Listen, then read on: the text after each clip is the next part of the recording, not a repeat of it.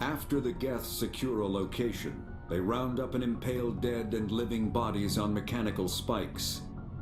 The spikes rapidly transform these victims into withered husks, extracting water and trace minerals and replacing them with cybernetics. The cybernetics reanimate the lifeless flesh and tissue, transforming the bodies into mindless killing machines. Some Alliance soldiers refer to the husk-generating spikes as dragon's teeth, a reference to the mythological berserkers who sprang up from the earth wherever the teeth of the dragon Eris were planted. Dragon's teeth and husks bear little resemblance to other pieces of Geth technology. No one is sure why a synthetic race would bother to drain the minuscule amount of recoverable resources from organic corpses, though the value of reusing them as shock troops is obvious.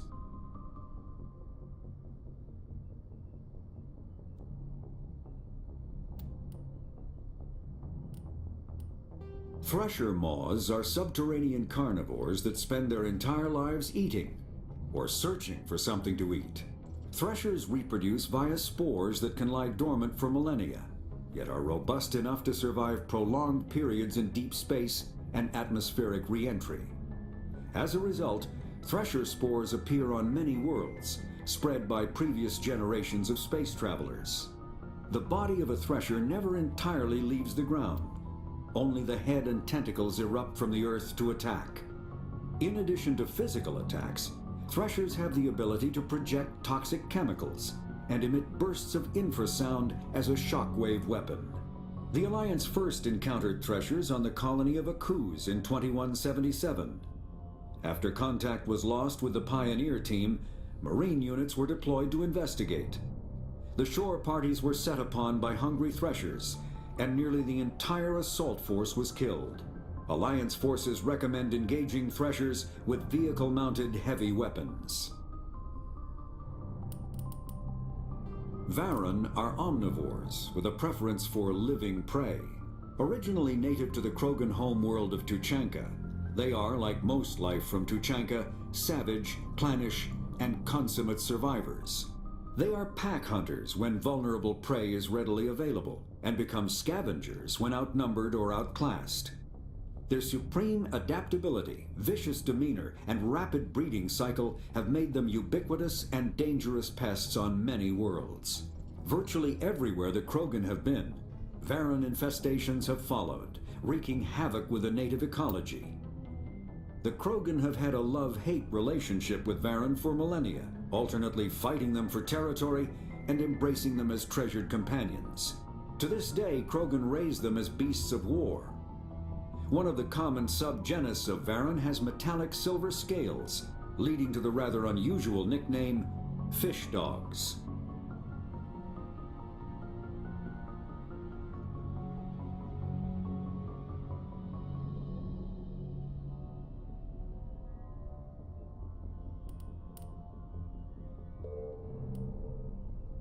In the early 2160s, the Alliance began aggressive colonization of worlds in the Skyllian Verge, much to the dismay of the Batarians, who had been developing the region for several decades.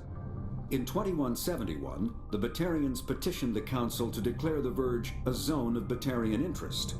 The Council refused, however, declaring unsettled worlds in the region open to human colonization.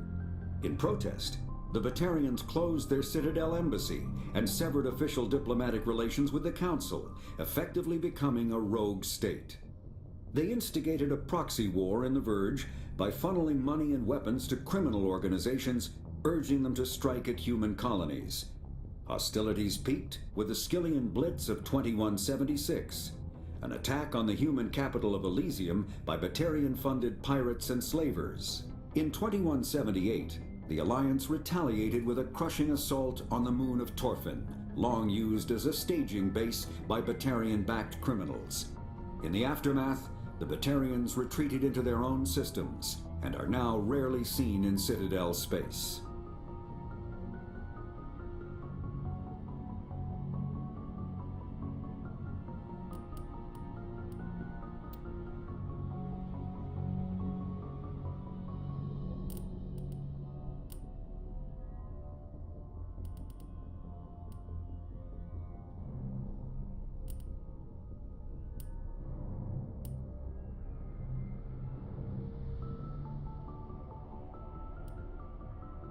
When the Asari discovered the Citadel, they also discovered the Keepers, a docile, multi-limbed insect race that seemingly exists only to maintain and repair the Great Prothean Station.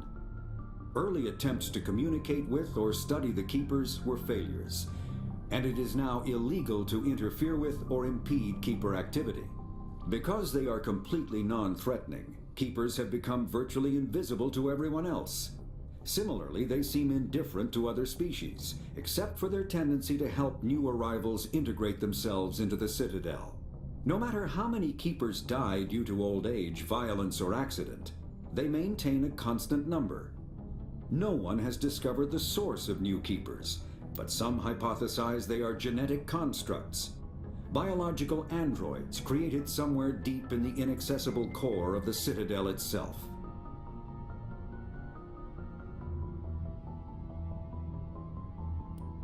The Elcor are a Citadel species native to the high-gravity world Dakuna. They are massive creatures, standing on 4 muscular legs for increased stability.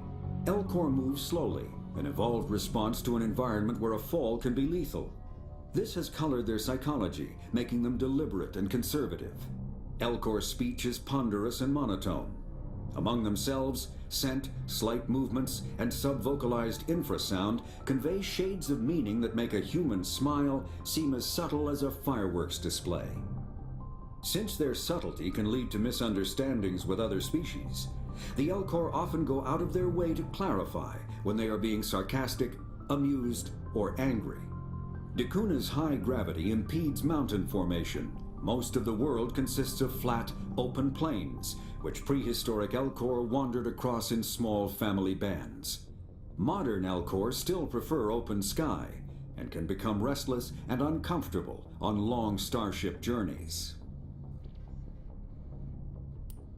The Geth are a humanoid race of networked AIs. They were created by the Quarians 300 years ago as tools of labor and war.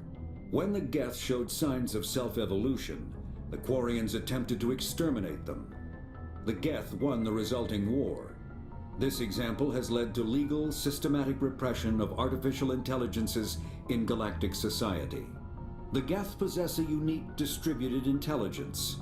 An individual has rudimentary animal instincts, but as their numbers and proximity increase, the apparent intelligence of each individual improves. In groups, they can reason, analyze situations, and use tactics, as well as any organic race. Geth space is located at the trailing end of the Perseus Arm, beyond the lawless Terminus systems. The Perseus Veil, an obscuring dark nebula of opaque gas and dust, lies between their space and the Terminus systems.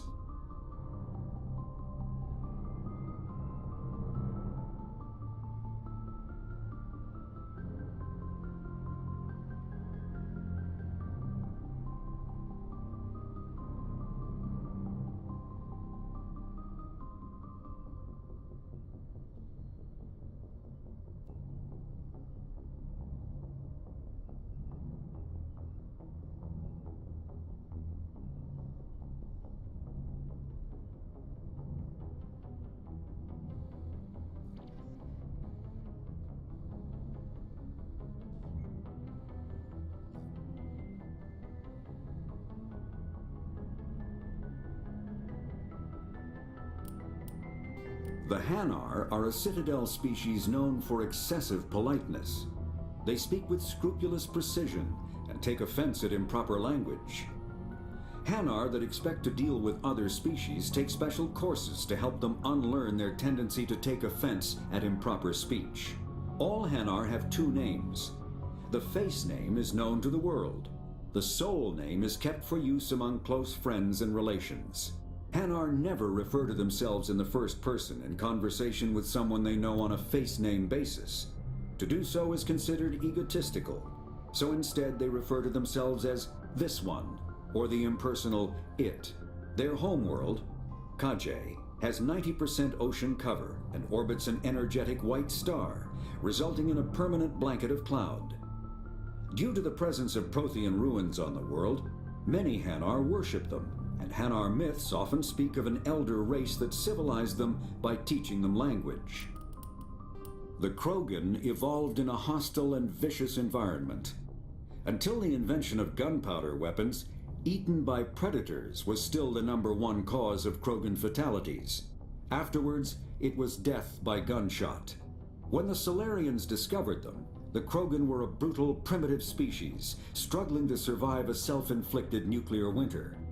The Solarians culturally uplifted them, teaching them to use and build modern technology, so they could serve as soldiers in the Rachni War. Liberated from the harsh conditions of their homeworld, the quick-breeding Krogan experienced an unprecedented population explosion. They began to colonize nearby worlds, even though these worlds were already inhabited.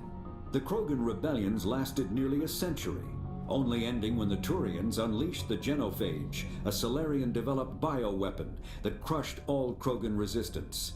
The Genophage makes only 1 in 1,000 pregnancies viable, and today the Krogan are a slowly dying breed.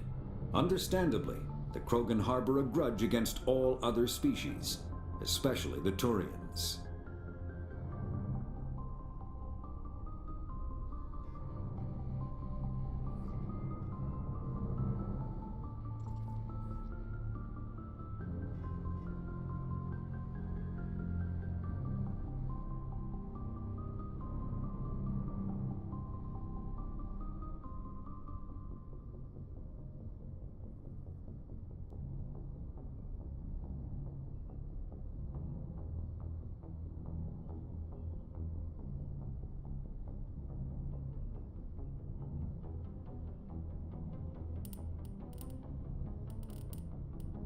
Driven from their home system by the Geth nearly 3 centuries ago, most Quarians now live aboard the Migrant Fleet, a flotilla of 50,000 vessels ranging in size from passenger shuttles to mobile space stations. Home to 17 million Quarians, the flotilla understandably has scarce resources.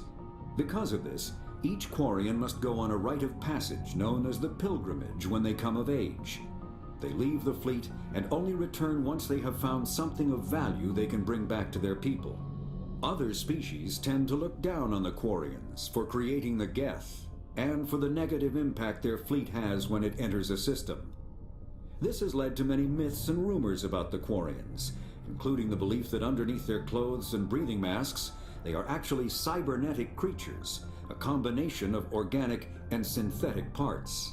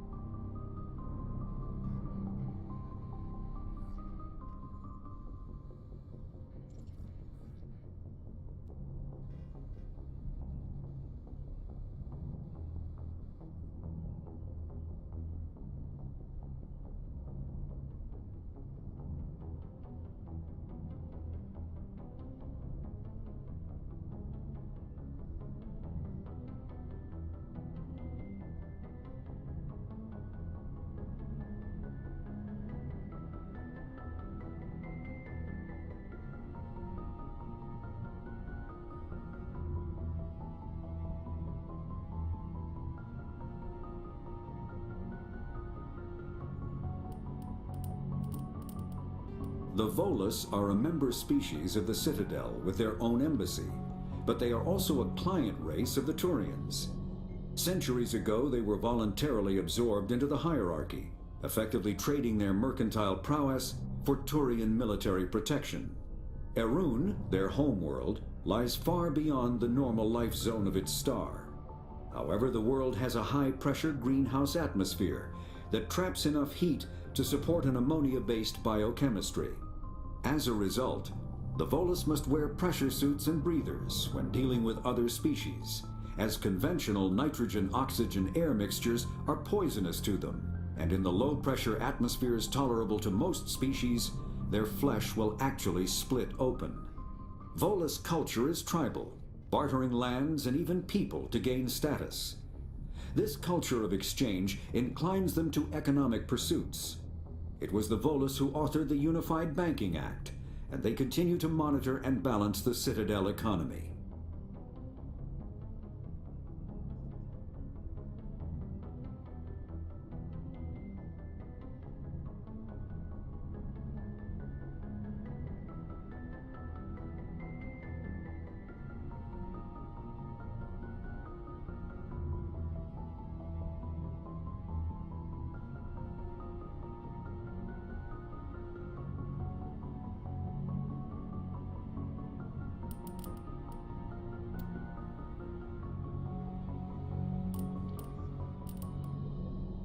The Krogan evolved in a hostile and vicious environment until in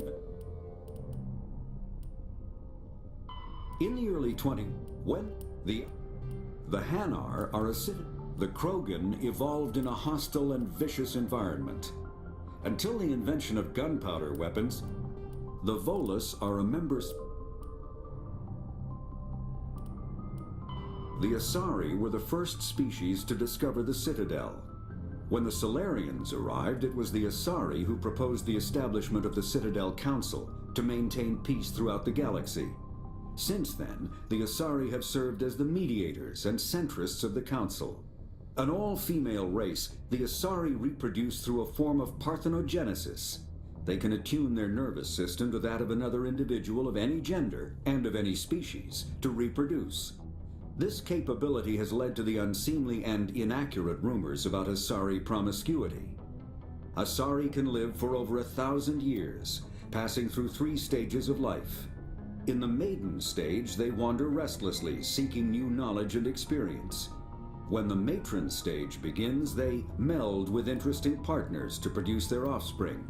This ends when they reach the matriarch stage, where they assume the roles of leaders and counselors.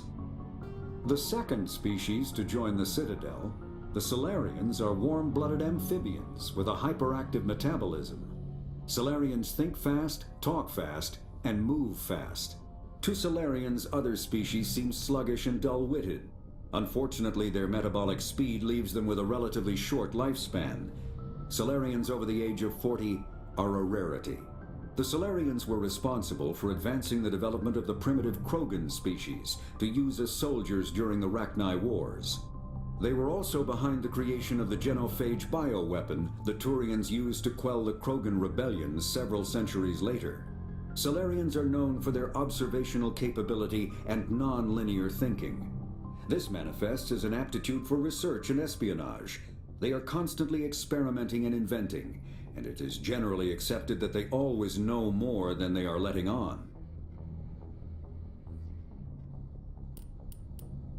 Roughly 1,200 years ago, the Turians were invited to join the Citadel Council to fulfill the role of galactic peacekeepers. The Turians have the largest fleet in Citadel space, and they make up the single largest portion of the Council's military forces. As their territory and influence has spread, the Turians have come to rely on the Solarians for military intelligence and the Asari for diplomacy.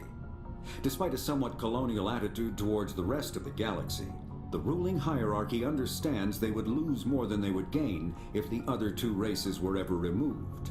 Turians come from an autocratic society that values discipline and possesses a strong sense of personal and collective honor.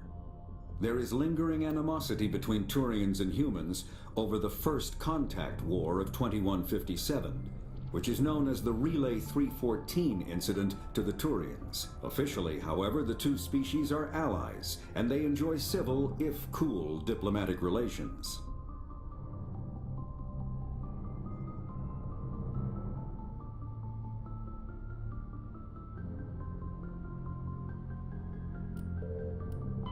"50,000 years ago, the Protheans were the only spacefaring species in the galaxy. They vanished in a swift galactic extinction. Only the legacy of their empire remains.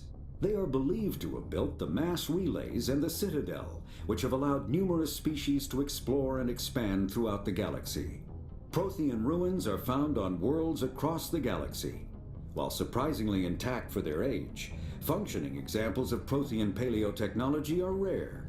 Time and generations of looters have picked their dead cities and derelict stations clean. Some believe the Protheans meddled in the evolution of younger races. The Hanar homeworld of Kadje, for example, shows clear evidence of former Prothean occupation.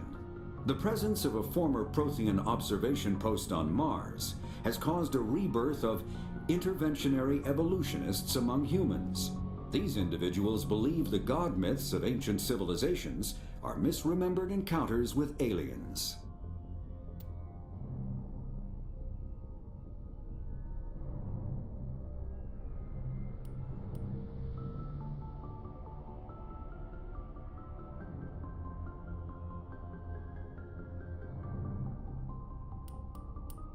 Though now extinct, the Rachni once threatened every species in Citadel space. Over 2,000 years ago, explorers foolishly opened a mass relay to a previously unknown system and encountered something never seen before or since, a species of spacefaring insects guided by a hive mind intelligence. Unfortunately, the Rachni were not peaceful, and the galaxy was plunged into a series of conflicts known as the Rachni Wars. Attempts to negotiate were futile, as it was impossible to make contact with the hive queens that guided the race from beneath the surface of their toxic home world. The emergence of the Krogan ended the Rachni Wars. Bred to survive the harshest environments, the Krogan were able to strike at the queens in their lairs and reclaim conquered Council worlds. But when Krogan fleets pressed them back to their homeworld, the Rachni refused to surrender, and the Krogan eradicated them from the galaxy.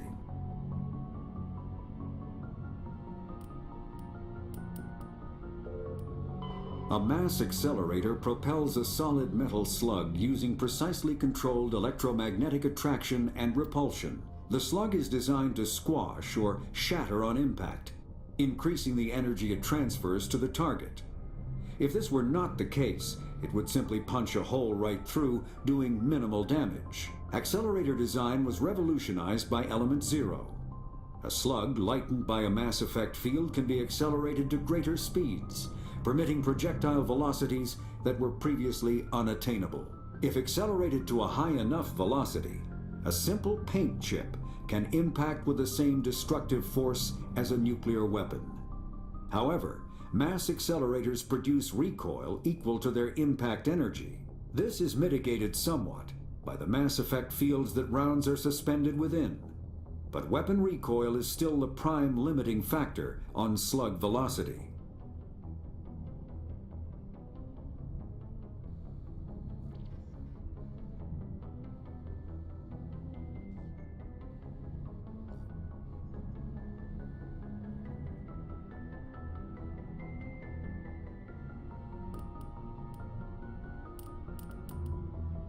Combat hard suit. A mass accelerator propels us. Combat hard suits use a dual layer system to protect the wearer.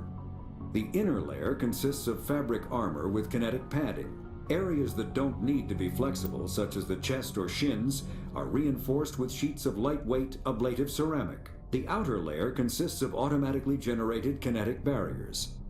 Objects traveling above a certain speed will trigger the barrier's reflex system and be deflected, provided there is enough energy left in the shield's power cell. Armored hard suits are sealable to protect the wearer from extremes of temperature and atmosphere. Standard equipment includes an onboard mini-frame and a communications, navigation, and sensing suite. The mini-frame is designed to accept and display data from a weapon's smart targeting system to make it easier to locate and eliminate enemies.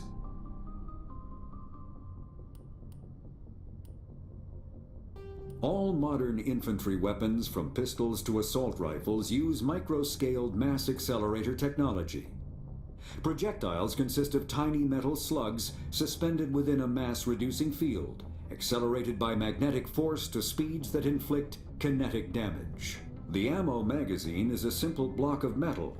The gun's internal computer calculates the mass needed to reach the target based on distance, gravity, and atmospheric pressure, then shears off an appropriate-sized slug from the block. A single block can supply thousands of rounds, making ammo a non-issue during any engagement. Top-line weapons also feature smart targeting that allows them to correct for weather and environment. Firing on a target in a howling gale feels the same as it does on a calm day at the practice range. Smart targeting does not mean a bullet will automatically find the mark every time the trigger is pulled. It only makes it easier for the marksman to aim.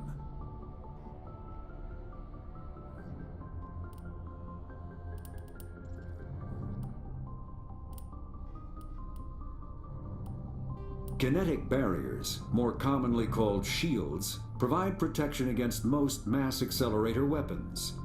Whether on a starship or a soldier's suit of armor, the basic principle remains the same. Kinetic barriers are repulsive mass effect fields, projected from tiny emitters. These shields safely deflect small objects traveling at rapid velocities.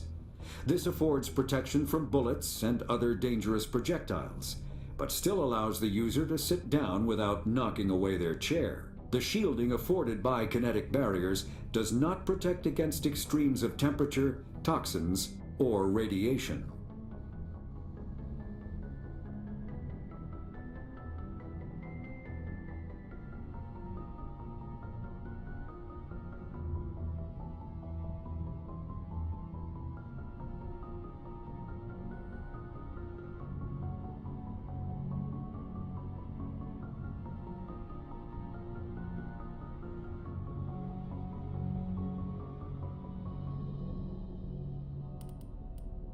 Medigel is a common medicinal salve used by paramedics, EMTs, and military personnel. It combines several useful applications: a local anesthetic, disinfectant, and clotting agent all in one. Once applied, the gel is designed to grip tight to flesh until subjected to a frequency of ultrasound. It is sealable against liquids, most notably blood, as well as contaminants and gases. The gel is a genetically engineered bioplasm created by the CERTA Foundation, a medical technology megacorp based on Earth. Technically, Medigel violates Council laws against genetic engineering, but to date, it has proved far too useful to ban.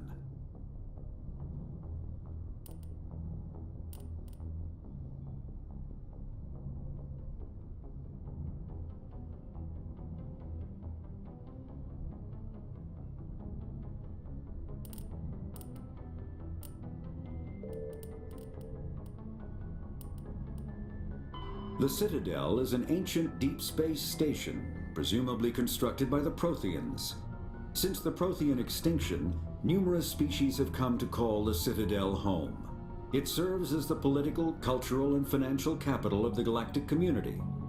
To represent their interests, most species maintain embassies on the Presidium, the Citadel's inner ring. The Citadel Tower in the center of the Presidium holds the Citadel Council Chambers. Council affairs often have far-reaching effects on the rest of the galactic community. 5 arms, known as the wards, extend from the Presidium. Their inner surfaces have been built into cities, populated by millions of inhabitants from across the galaxy. The Citadel is virtually indestructible. If attacked, the station can close its arms to form a solid, impregnable shell. For as long as the station has existed, an enigmatic race called the Keepers has maintained it. The Council is an executive committee composed of representatives from the Asari Republics, the Turian Hierarchy, and the Solarian Union. Though they have no official power over the independent governments of other species, the Council's decisions carry great weight throughout the galaxy. No single Council race is strong enough to defy the other two, and all have a vested interest in compromise and cooperation. Each of the Council species has general characteristics associated with the various aspects of governing the galaxy. The Asari are typically seen as diplomats and mediators. The Solarians gather intelligence and information. The Turians provide the bulk of the military and peacekeeping forces. Any species granted an embassy on the Citadel is considered an associate member, bound by the accords of the Citadel Conventions. Associate members may bring issues to the attention of the Council, though they have no input on the decision. The Human Systems Alliance became an associate member of the Citadel in 2165.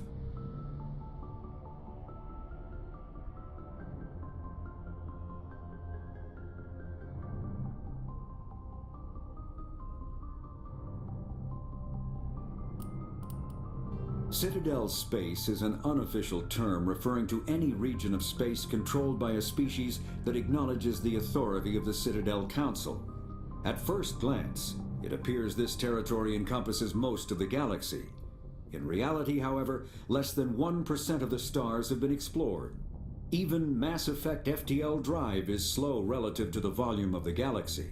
Empty space and systems without suitable drive discharge sites are barriers to exploration. Only the mass relays allow ships to jump hundreds of light years in an instant, the key to expanding across an otherwise impassable galaxy. Whenever a new relay is activated, the destination system is rapidly developed. From that hub, FTL drive is used to expand to nearby star clusters. The result is a number of densely developed clusters, thinly spread across the vast expanse of space, connected by the mass relay network.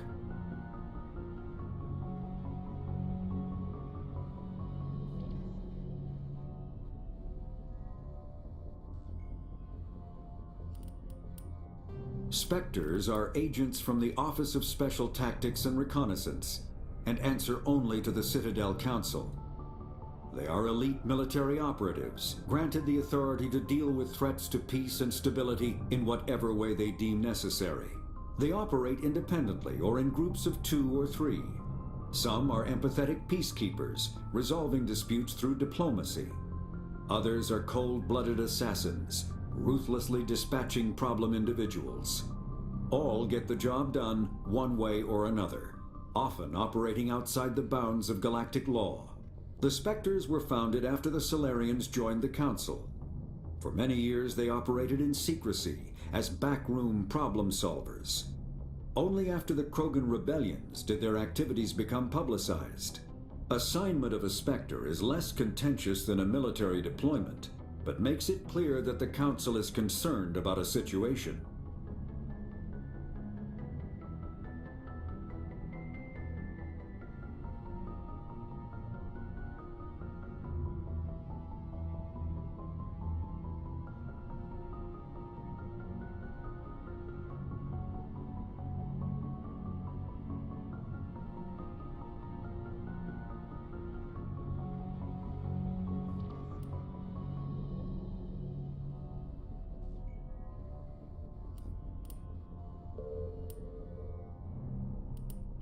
The Systems Alliance is an independent supranational government representing the interests of humanity as a whole.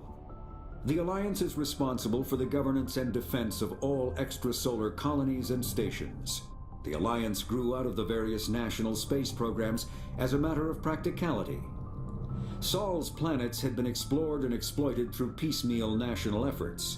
The expense of colonizing entire new solar systems could not be met by any one country. With humans knowing that alien contact was inevitable, there was enough political will to jointly fund an international effort. Still, the Alliance was often disregarded by those on Earth until the First Contact War.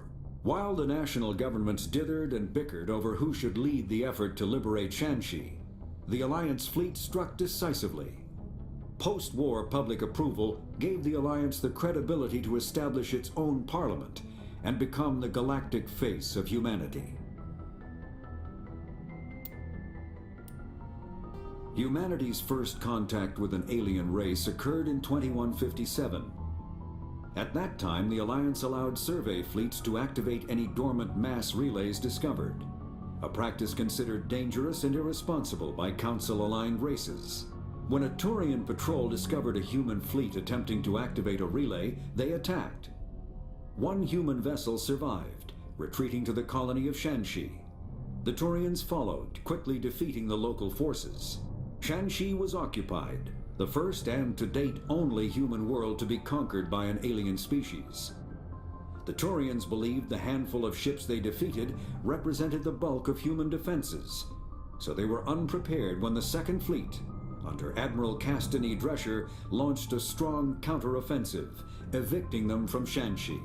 The Turians mobilized for full-scale war, drawing the attention of the rest of the galaxy. The Council quickly intervened, forcing a truce. Fortunately for humanity, the First Contact War was ended with a diplomatic solution. The home world and capital of humanity is entering a new golden age. The resource wealth of a dozen settled colonies and 100 industrial outposts flows back to Earth, fueling great works of industry, commerce, and art. The great cities are greening as arcology skyscrapers and telecommuting allow more efficient use of land. Earth is still divided among nation-states, though all are affiliated beneath the overarching banner of the Systems Alliance. While every human enjoys a longer and better life than ever, the gap between rich and poor widens daily. Advanced nations have eliminated most genetic disease and pollution. Less fortunate regions have not progressed beyond 20th century technology and are often smog-choked, overpopulated slums. Sea levels have risen 2 meters in the last 200 years, and violent weather is common due to environmental damage inflicted during the late 21st century. The past few decades, however, have seen significant improvement due to recent technological advances.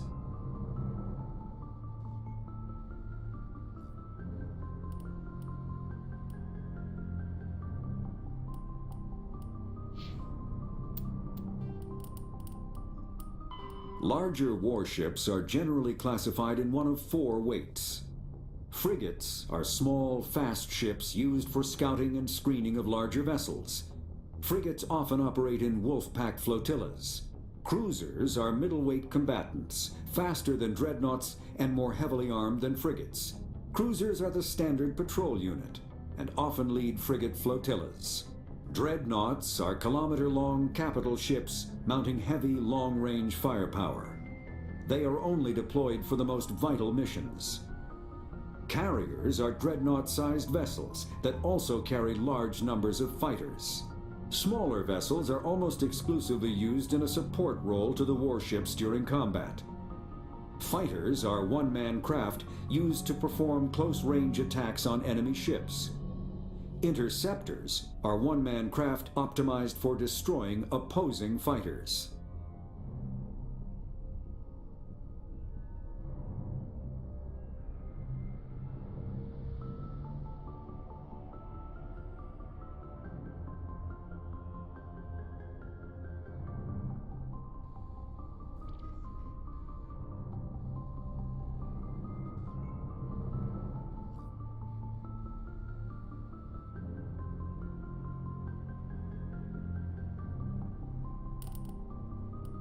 Ship mobility dominates space combat. The primary objective is to align the mass accelerator along the bow with the opposing vessel's broadside. Battles typically play out as artillery duels, fought at ranges measured in thousands of kilometers, though assaults through defended mass relays often occur at knife fight ranges, as close as a few dozen kilometers. Most ship-to-ship engagements are skirmishes between patrol vessels of cruiser weight and below, with dreadnoughts and carriers only deployed in full-scale fleet actions. Battles in open space are short and often inconclusive, as the weaker opponent typically disengages. Once a ship enters FTL flight, the combat is effectively over. There are no sensors capable of tracking them or weapons capable of damaging them. The only way to guarantee an enemy will stand and fight is to attack a location they have a vested interest in, such as a settled world or a strategically important mass relay. Sovereign is the flagship of the rogue Spectre's Sarin. An enormous dreadnought larger than any other ship in any known fleet, it is crewed with both Geth and Krogan. At 2 kilometers long, its spinal-mounted main gun is likely capable of penetrating another dreadnought's kinetic barriers with a single shot. How Sarin acquired this incredible warship is unknown. The prevailing opinion is that Sovereign is a Geth construct, while others believe it is a Prothean relic. Its design, however, hints at a more alien and mysterious origin. The attack on Eden Prime demonstrated Sovereign's ability to generate mass effect fields powerful enough to land on a planetary surface. This implies it has a massive Element Zero core and the ability to generate staggering amounts of power.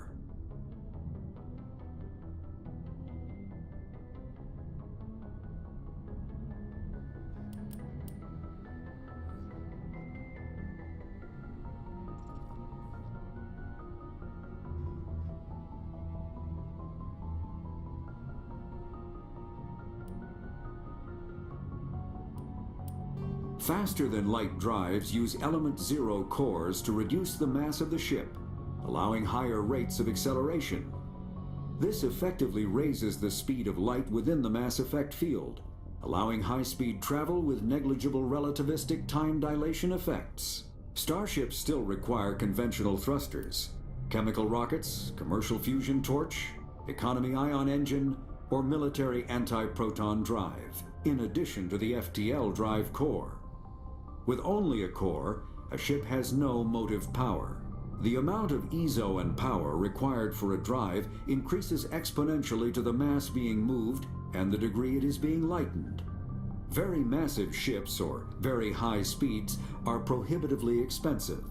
If the field collapses while the ship is moving at faster than light speed, the effects are catastrophic. The ship is snapped back to sublight velocity, the enormous excess energy shed in the form of lethal Cherenkov radiation.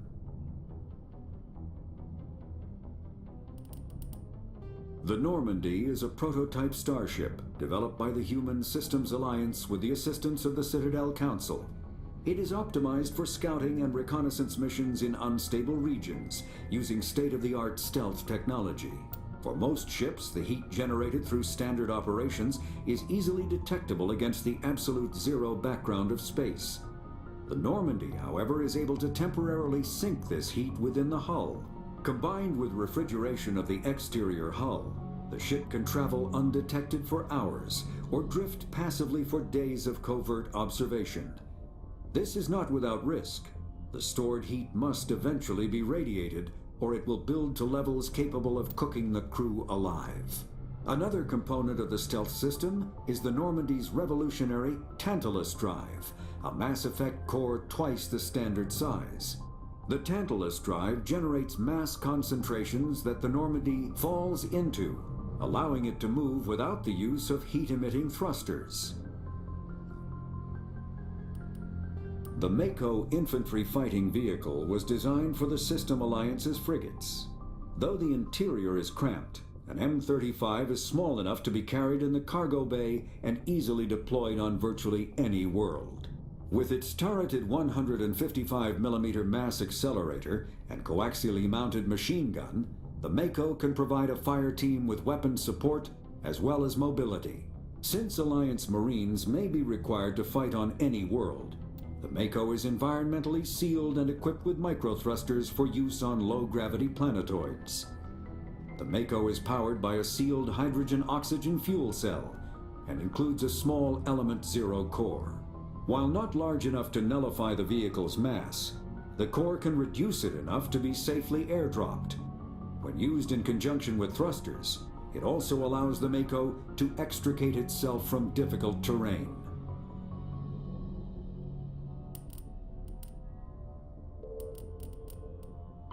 There are between 2 and 400 billion stars in the galaxy, and less than 1% of them have ever been visited or had their systems properly surveyed. Humanity's early expansion into the Attican Traverse was haphazard, a desperate race to claim habitable planets where populations can be economically settled. Ignored in the wake of this land grab were thousands of less hospitable worlds, each potentially rich with industrial resources.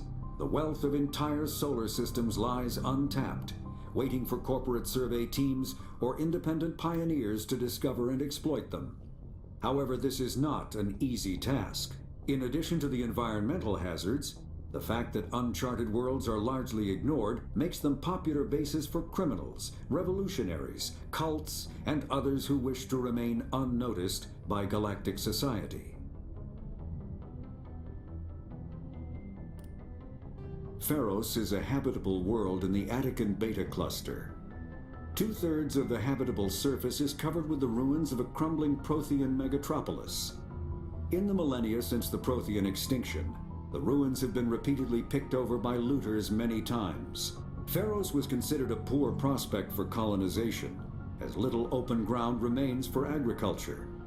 The only sizable freshwater sources are the poles, which are tapped by the decaying Prothean aqueduct systems. The dead cities, while in good condition considering their antiquity, are of uncertain stability.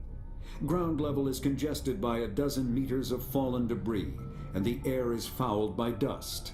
In 2178, the Human Exogeny Corporation announced its intention to place a permanent colony on Pharos to thoroughly explore the ruins. The pioneer settlement was placed on the upper levels of several intact skyscrapers, using the surviving Prothean aqueducts and rooftop hydroponic gardens to support the population. Noveria is a cool, rocky world with most of its hydrosphere locked up in massive glaciers. A privately chartered colony world, the planet is owned by the Noveria Development Corporation Holding Company. The NDC is funded by investment capital from 24 high-technology development firms and administrated by an executive board representing their interests. The investors built remote hot labs in isolated locations across Noveria's surface. These facilities are used for research too dangerous or controversial to be performed elsewhere, as Noveria is technically not part of Citadel space and therefore exempt from Council law.